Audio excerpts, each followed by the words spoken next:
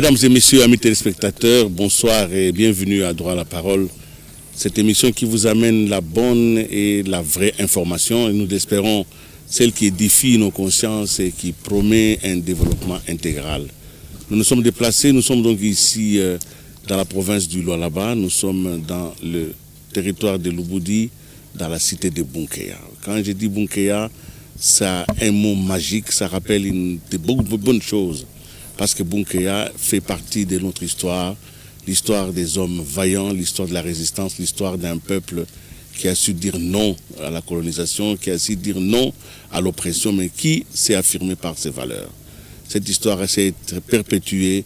Aujourd'hui, nous avons la chance d'avoir dans cette cité une dynastie, la dynastie de Msiri, cette dynastie qui travaille aujourd'hui au quotidien pour le développement de cette partie du pays, parce que le pouvoir n'a de sens que s'il devient un moyen par lequel le peuple a son développement. Nous sommes donc venus ici pour avoir de l'information, mais surtout pour faire parler un homme, Sa Majesté Mnongom Siri Godefroy.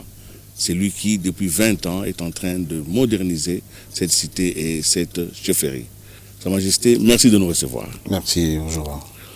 Je suis très heureux parce que ça fait longtemps, mais j'ai vu que Bunkeya a beaucoup changé. On sent votre main. De Boston depuis 20 ans à Bunkeya, l'eau a coulé sous les ponts. Absolument, absolument. Nous essayons de faire de notre mieux. Il est vrai qu'au début, ce n'était pas facile de concilier où nous avons vécu et grandi, dans le Massachusetts, là-bas aux États-Unis, à Boston, et arriver dans notre milieu naturel, Bunkeya, chez les Baïké, dans le Bugalaganza. Même si les vacances sont revenues souvent, notre père nous ramenait tous les 2-3 ans et nous formait à beaucoup de choses, initiation, tambour, culture, histoire. Mais on est resté un peu presque acculturé. Et en revenant ici pour servir notre peuple, on apprend beaucoup plus tous les jours. Et surtout, la gestion de l'homme n'est pas facile. Mais c'est une expérience passionnante. L'histoire reste à raconter parce que quand on parle de Bunkeya, on est dans les passés, mais on ne faut pas revenir au passé. Aujourd'hui, c'est le présent. Et ce présent est merveilleux. Nous avons assisté à quelque chose d'important et c'est la première fois que le code minier qui a été révisé est en train de donner ses retombées dans cette chefferie. Vous avez, en tant que sénateur, battu campagne pour que le code soit... Pourquoi vous avez fait ce combat?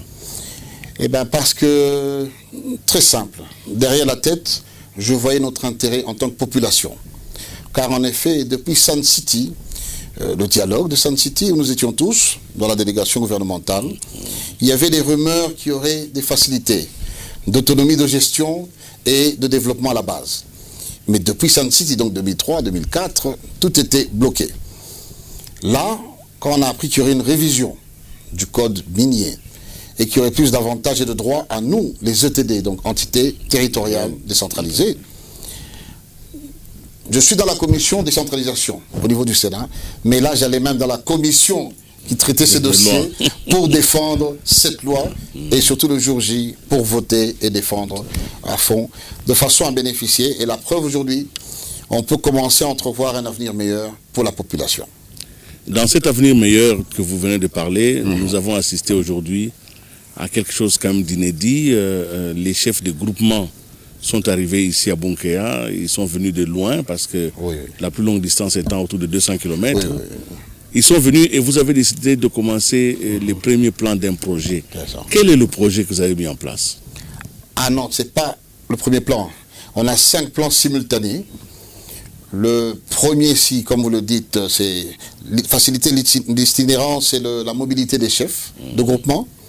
Le deuxième, c'est l'éducation. Ici, nous sommes sur l'Institut supérieur technique Moussiri pour le développement et la formation des jeunes gens pour l'avenir. Le troisième, c'est l'eau potable, les puits d'eau que nous allons dans tous les groupements et partout. Le quatrième, c'est l'électricité. Et le dernier, c'est le cimetière royal du Mounema. Là repose Moussiri et nos pères. Alors aujourd'hui, vous avez quand même posé l'acte de remettre au chef de groupement les véhicules. Bon, on va se demander, mais d'où vient cet argent? Eh bien, des redevances minières. Aussi simple que ça. Non, en effet, c'est un vieux projet qui nous permet, avec l'aboutissement bien sûr, de réaliser tous nos rêves. Mais étape par étape, il ne faut pas rêver. On a de grands groupements, on a des petits groupements, on a une forte population et tout le monde nous regarde. Donc on s'est dit, commençons par ce qui est réalisable. J'ai causé avec l'exécutif de notre entité, le secrétaire et le comptable. On a fait des réunions avec tous les notables de la chefferie et on a adopté pour les étapes que nous suivons, pôle épaule, comme on dit. Mais le plus grand, la clé la plus grande, outre l'université, ça va être l'agro-pastoral. Les mines finiront un jour.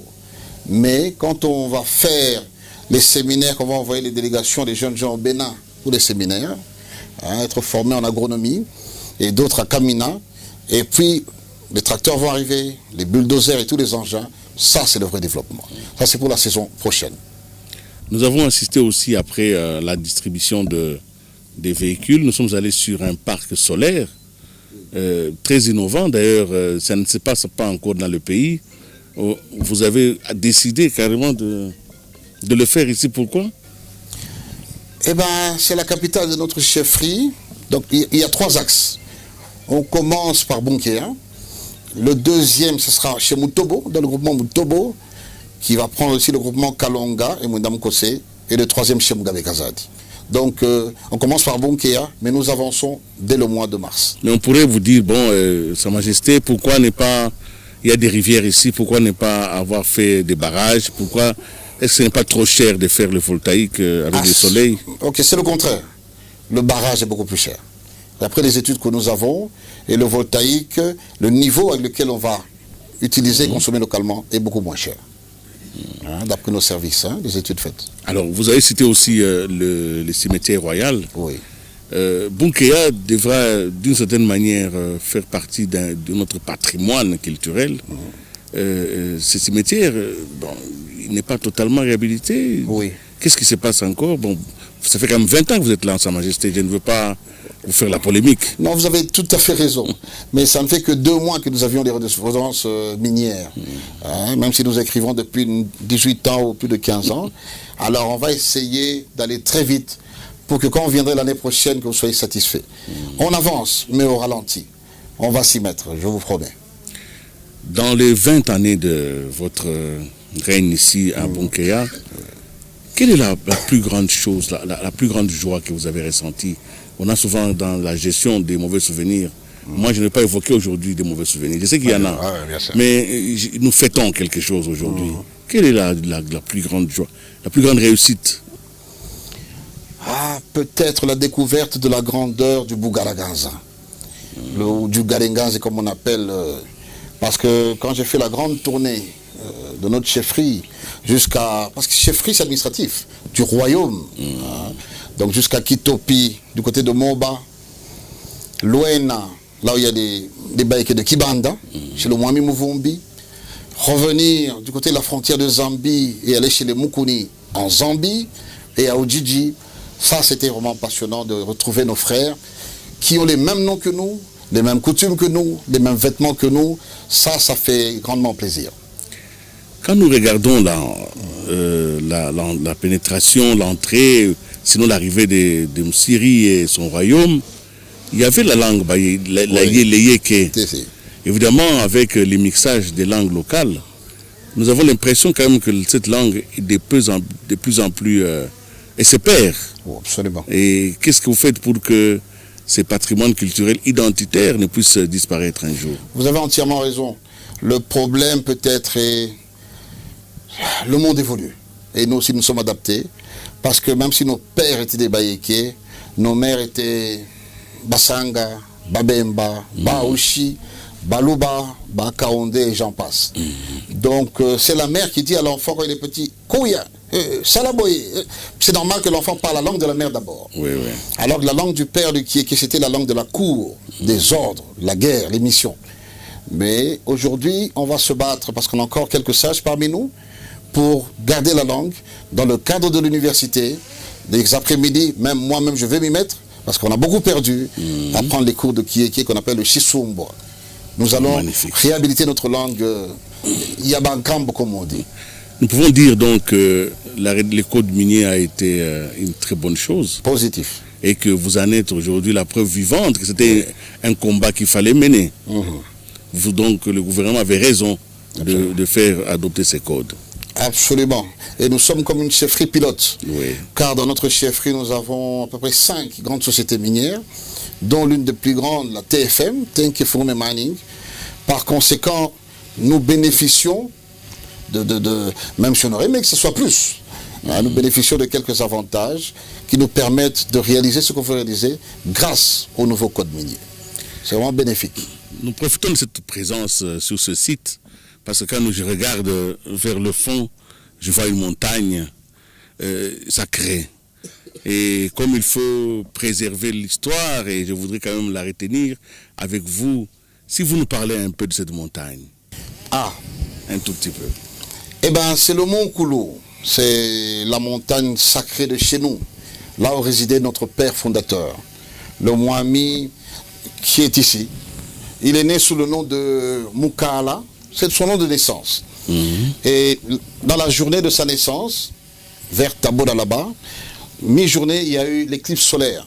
Son père a rajouté le nom de Ngelengwa, parce qu'il est né sous un jour d'éclipse solaire, en disant que mon fils, quand il sera grand, il va éclipser tous ceux qui sont autour de lui et au-delà. Je crois qu'il avait peut-être raison. Le Kalasamazoué est notre ancêtre. Oui. Fils de Mourémois, donc la dynastie était de l'autre côté du lac. Il n'y avait pas encore de Zaïre, ni de Congo, ni de Katanga. À l'époque, qu'on commerçait va-et-va. Il y avait des royaumes précoloniaux. Des royaumes, voilà, précoloniaux. Et alors, quand il est devenu plus grand, avec les conquêtes faites, surtout en pacifiant le Katanga, il est venu commercer, comme son père le faisait avant lui, mais surtout pour aider ses pères qui étaient alliés à son père, tels que Pandé, des Basanga. Oloapula, ils avaient des bonnes relations. Il y avait Nandoubessa, quand on traversait le Loapula, de l'autre côté de chez Kazembe, du Loapula. Il y avait Sompoué.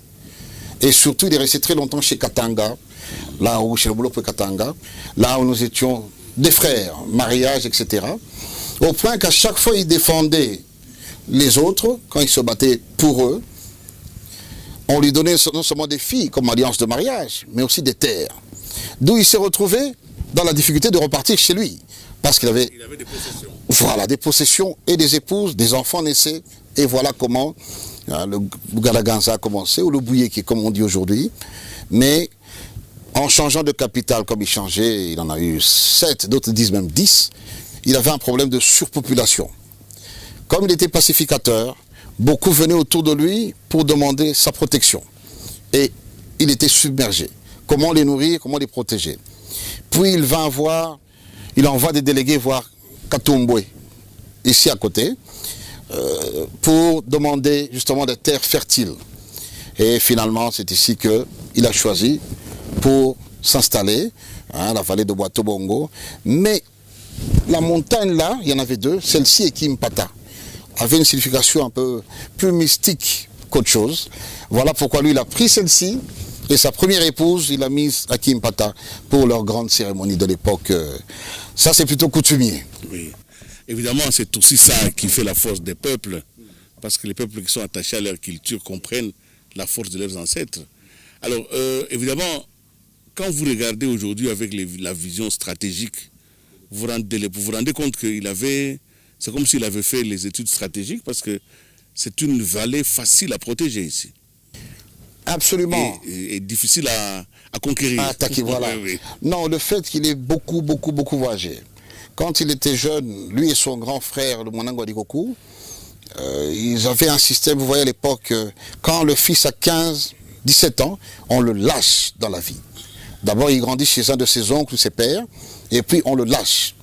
Alors, l'un allait plus à la côte, vers Dar es Salaam, à la côte atlantique, l'océan Indien, mais lui, Ngelengwa, Mukala, venait plus vers l'intérieur.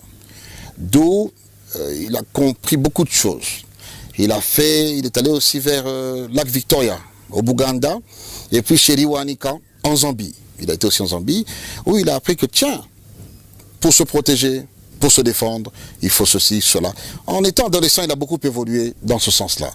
Voilà pourquoi il a choisi un endroit où les collines, où habitaient souvent des rennes, et beaucoup de gardes pour les protéger, et surtout voir au loin si des ennemis s'approchent. Oui. Absolument. Évidemment, on ne peut pas parler de cela sans évoquer la la tragédie de sa disparition. Le 20 décembre. Le 20 décembre, 1891. voilà, une tragédie qui reste encore marquée l'imaginaire de notre pays. Aujourd'hui, vous êtes successeur de Moussiri, donc vraiment descendant direct de ces grands hommes. Et aujourd'hui, nous sommes dans un pays qui est en train de vouloir se déterminer par rapport aux grands défis que le monde attend de nous. Absolument. Que peut-on apprendre de Moussiri qui peut servir à toutes les autorités de notre pays par rapport au pouvoir et à la gouvernance? Énormément, énormément. Parce qu'en effet, quand on s'assied entre nous avec mes frères, les grands notables, les grands princes, particulièrement les 4, parce que j'ai 4 grands princes autour de moi, dont l'un se trouve là, le Mwanangu Antalasha, il y a le Mwanangu Adiguku, Mwanangu Songolo et Mwanangu Kikonkuluka. Nous savons ce qu'il a fait, Moussiri, non seulement pour nous, sa famille, pour le Katanga, le Ngarengas de l'époque, et pour l'Afrique tout entière. Nous, en famille, on l'appelle, c'est notre premier héros, naturellement, parce que c'est notre ancêtre. Mais nous attendons aussi le temps que la République le reconnaisse comme héros, mort en 1891 pour la dignité de ce pays. Et nous observons avec beaucoup d'intérêt tout ce qui se passe à Kinshasa actuellement. Beaucoup d'intérêt. Nous, dans la famille, on se sent lié à tout ce qui se passe. Et la question revient, comme au premier jour, le 20 décembre 1991, les richesses du Katanga en jeu de la République. Des disputes, des conflits, problèmes de visa, problèmes de ceci, souveraineté, les Occidentaux répondent. L'Union européenne se fâche, nous aussi on répond, mais les enjeux, c'est les mines du Katanga. Rien d'autre, hein. Quand vous suivez de près, et d'ailleurs d'un côté c'est pas bon parce qu'il faut armer l'Amiba, et les autres provinces aussi parce qu'il y a un déséquilibre. Mais pour l'instant, avec le prix du cobalt en Chine et ailleurs, le prix du lithium, le prix de tous ces produits, la cuivre, font que l'enjeu dans ce pays, c'est le Katanga. Et on se bat avec l'extérieur, ou en tout cas il y a des tensions, c'est lié, comme en 1891, aux richesses qui se trouvent dans ce sous-sol, et dont beaucoup se trouvent dans notre chefferie, heureusement ou malheureusement. Et d'ailleurs, pour évoquer l'année que vous venez de citer, pour peut-être ceux qui ne connaissent pas, 1891, c'est la rencontre fatidique entre le grand chef Moussiri et la Belgique, parce que la Belgique envoie des émissaires pour qu'ils puissent signer quoi exactement? Eh bien la soumission au royaume de Belgique, et il refusa catégoriquement. D'abord il dit, pour gagner un peu de temps, disons j'attends mes frères et mes fils qui étaient en guerre ailleurs. Mais en fait il ne voulait pas, puisque le soir même, le 19, il fait une très grande soirée sur la montagne, sur le mont Koulou. Il distribue beaucoup de tissus blancs et des tissus rouges, rien qu'à son fils, mais tout le monde avait des tissus blancs, parce que notre ancêtre avait compris que c'était fini. Il fallait avancer, d'une manière ou d'une autre. Et dans ces songes, c'était des sages de l'époque, hein, c'était notre génération. Dans ces songes, il savait que le vent n'était pas bon, le vent qui venait. Mais il avait décidé qu'il valait mieux mourir dans la dignité que de vivre dans l'esclavage. Et ça, c'est il y a 200 ans passé. Absolument. Un grand personnage d'une si grande valeur. Comment le pays n'a pas été impacté? Comment faire pour que l'expérience de Moussiri, autant que celle peut-être d'autres grands chefs, puisse être enseignée, puisse être inspirée? Comment faire? Très facile. La phase coloniale nous a paupérisés, nous a réduits, nous a amenuisés. Avec un plan, bien sûr, derrière la tête. La phase de Première et Deuxième République, ça a été un peu une période, on se recherchait. Avec beaucoup de dialèlo et divers, on donnait plus le poids. Mais on nous copiait, hein, avec les toques et les cannes. On copie les coutumiers. Mais on les garde toujours palétines, hein, en bas, kunanase. Mais il y a eu quand même des avancées. Et cette loi qu'on nous a donnée, hein, la dernière loi, signée par le chef de l'État, Joseph Kabila, nous donne beaucoup de poids et de pouvoir. Mais malgré tout, dans l'histoire, la place des hommes comme Moussiri, il faut qu'on la fasse nous-mêmes, nous ses descendants, à travers des choses comme l'université, dans des livres, des séminaires, des symposiums, et j'en passe. Il y a quelques mois à Kinshasa, je crois même 2 ans, vous avez été désigné chairman du Forum des rois africains, ce qui était un grand honneur pour notre République et surtout pour l'histoire du Congo. Qu'est-ce que pouvez-vous dire de votre mandat à la tête de ce forum? Pas facile. Merci pour la question. Parce que très vite, on s'est buté à un problème diplomatico-politique. Le cofondateur ou l'initiateur de ce forum, c'était le leader Kadhafi, qui a été, comme vous connaissez, voilà, renversé brutalement par les Occidentaux, etc.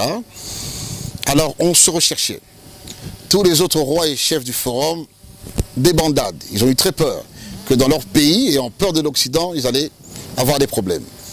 Vu les contacts que j'avais avec le chef de l'État et les relations avec le gouvernement, on s'est dit, bon, les autres nous demandent de persévérer, je laisse tomber ou on avance. Et parce qu'à l'époque de Kadhafi, je n'étais que chargé des relations extérieures. Vu que je suis bilingue, c'est moi qui regardais les relations entre l'Afrique, les rois, et l'Union européenne et l'Union africaine. Mais, comme il y avait un vide, les rois nous ont désignés pour assumer ce rôle-là de chairman. Et mon mandat finit en fin d'année. Donc on va voir comment...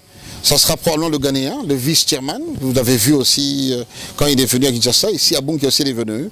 C'est lui qui va assumer ce rôle. Mais on a connu une période assez mouvementée. Heureusement que nous avons des partenaires. Notre ambassadeur en Union européenne, c'est M. Romano Prodi, ancien Premier ministre italien et président du Conseil européen. Et il nous assiste beaucoup en termes de conseil et des relations de lobbying extérieur. Et à l'Union africaine aussi, nous avons des représentants, des anciens chefs d'État avec qui on collabore.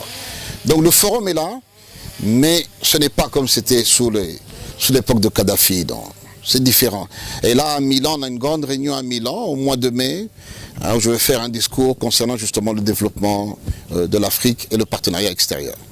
Dans notre pays, vous l'avez déjà souligné un peu, vous avez dit qu'à l'époque de la Deuxième République, le folklore a quand même dénaturé les pouvoirs coutumiers et ça fait qu'aujourd'hui, beaucoup de chefs qu'on appelle chefs traditionnels paraissent presque comme des charlatans. Donc, au point que le respect qu'on leur doit est à rechercher finalement dans autre chose que dans leurs propres actions. Quel est ce que vous avez fait? Parce que vous êtes aussi le président de l'Association nationale des chefs traditionnels. Exactement. Alors, qu'est-ce que vous faites pour pouvoir un peu nettoyer les écuries? Nettoyer les écuries. Non, il est vrai qu'en ma qualité de président national de l'ANATC, qui est l'Alliance des chefs coutumiers de la République, nous faisons tout notre effort pour amener la dignité au sein des chefs. Mais malheureusement, on a 3 catégories de chefs. Vous avez des chefs de chefferie, je dirais même 4. Vous avez des chefs de chefferie, des chefs de groupement et des chefs de localité de terre. Mais il y a aussi des chefs historiques des dynasties ou des tribus ou des ethnies, comme le Moitiave, comme le Kabaré, comme le Nimi de Yakuba, comme nous-mêmes, en tant que chefs d'ethnie. Nous, on a une approche autre, puisque nous sommes assis bien avant l'arrivée du pouvoir colonial. Les autres ont été créés, surtout vers Kinshasa et autres, il y a une multitude de groupements, il n'y a aucune chefferie ou pas, il n'y a que des secteurs et on les a, ils sont mélangés, il y a une hétérogénéité orchestrée depuis le pouvoir colonial. Alors cette paupérisation des chefs coutumiers, surtout d'autres par le manque des études, ils n'ont pas été formés tous, ils sont limités, et l'ingérence politico-administrative, il faut aussi considérer cela, car avant chaque élection, chaque député ou futur député ou ex-ministre veut créer son chef coutumier, il veut lui promettre une grande entité, mais il faut me soutenir. Et quand tu seras coopté, je vais être sénateur. Bref, on se fait aussi manipuler, nous les coutumiers. Alors, ce que nous voyons à Kinshasa, c'est pathétique. C'est pathétique. Ils se circulent partout, en rouge, très souvent. Ils boivent en public, ils dansent en public. Mais suivez bien la dynastie, elle a commencé peut-être il y a 30 ans, 20 ans, ou moins de 50 ans. Donc tout est venu surtout après, et les morcellements que la Deuxième République a pu faire, a créé des petits chefs. Et maintenant, ceux qui veulent maintenant négocier avec une chèvre au niveau de l'administration, se retrouvent avec un arrêté, à Kin, mais son frère chef ou son père se trouve à la chefferie, donc dans l'entité coutumière. Et ça crée un désordre à Kin. Ils viennent me voir des fois. Je donne des billets d'avion pour qu'ils rentrent chez eux. Mais le mois prochain, ils sont toujours à Kinshasa. C'est pathétique. Sur ce point-là, on n'a pas pu réussir à les... il y a trop d'ingérence politico-administrative. Il y en a trop. Une question, Sa Majesté, à laquelle vous n'êtes pas obligé de répondre. Hein. Les chefs traditionnels ont encore un vrai pouvoir. Le pouvoir traditionnel existe-t-il, le vrai pouvoir? Quand je parle de pouvoir, pas seulement le pouvoir de diriger, mais le pouvoir vrai, le pouvoir traditionnel, le pouvoir que symbolise les attributs du pouvoir. Est-ce que ce pouvoir est-il encore entre nos mains? Ce pouvoir-là, pour nous qui sommes des dirigeants des ethnies précoloniaux, nous l'avons toujours. Mais ce pouvoir-là, nous ne l'avons jamais gardé, nous, en tant qu'individus. Non, jamais. On a à la cour, chacun son rôle. Même les Bagori avaient leur rôle, ou les reines avaient leur rôle, et il y en avait une qui avait tel pouvoir. Il y a les Batoni, les gardiens, comme messagers du roi. Où il y avait le Moufoumou. Ils ont gardé de père en fils, depuis 200, 300, autant d'années, notre pouvoir, nos secrets à nous. C'est le devin, c'est notre devin. On a ce pouvoir-là.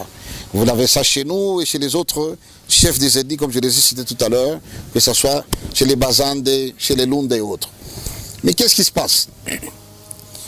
Dans notre système ancien, même moi aussi je me plaignais un peu, surtout quand je venais de Boston,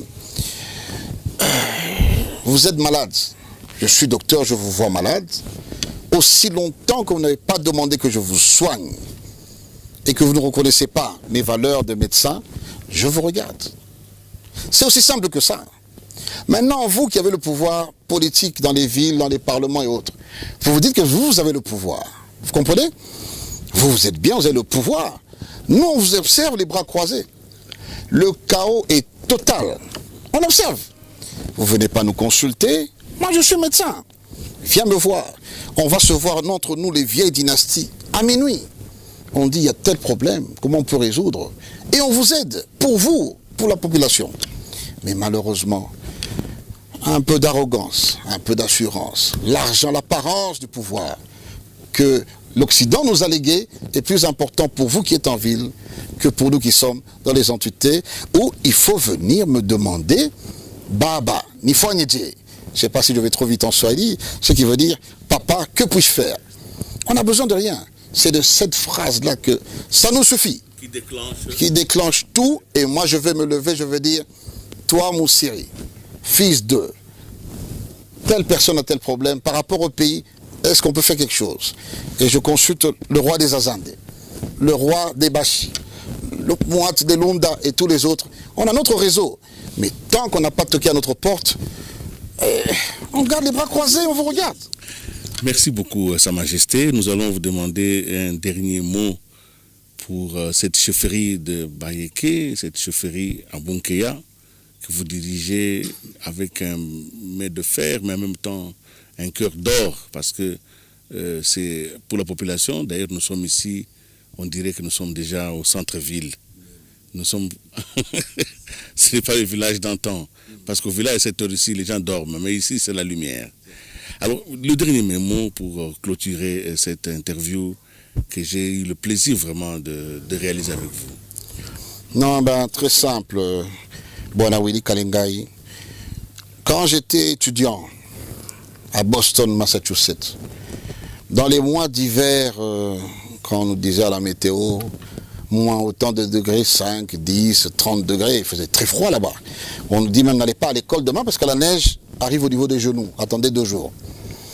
Il m'arrivait de m'asseoir, de faire un plan, c'est pour mon père au départ.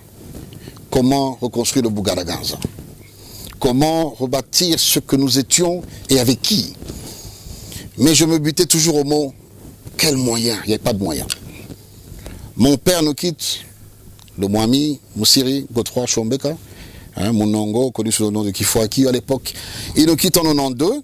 Mon frère devient Mwami, Christian Mouemera. Le même cahier que j'avais, je l'ai toujours, le cahier de Boston, je l'ai. Il est en Californie chez mon frère. Je fais le plan. Identique, le problème était le même. Comment faire sans moyens rebâtir ce qu'on doit rebâtir? 5 ans après, mon frère aîné nous quitte. Maintenant, les notables me piègent, dans le bon sens, ce n'est pas négatif. Ils me tirent en disant, tu as fini tes études, marie-toi vite, mais tu deviens notre père. Passe devant nous. Eh bien, j'ai repris le petit cahier de l'époque universitaire. 20 ans, comment faire les moyens. Beaucoup de relations, beaucoup de contacts.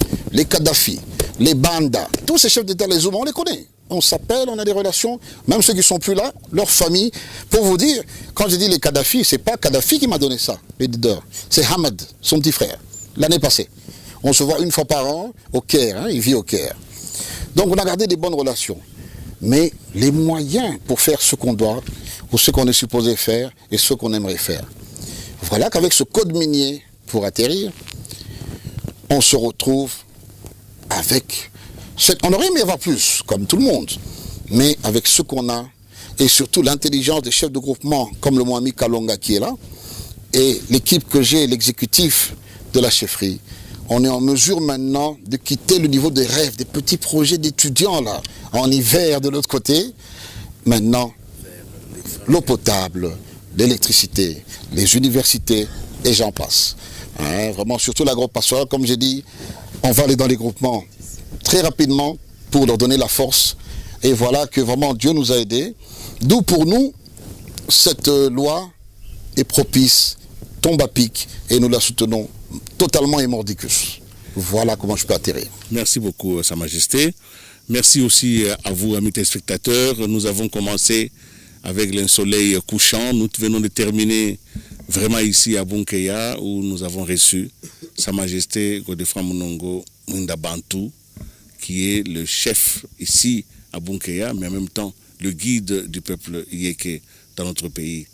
La sagesse voudrait que nous puissions vous remercier de nous avoir suivis, mais aussi surtout de préserver ce que nous avons reçu de nos pères fondateurs, nos ancêtres. Que chacun regarde dans son royaume, parce que personne n'était sans royaume, et que nous puissions préserver nos rois. Au revoir et à la prochaine.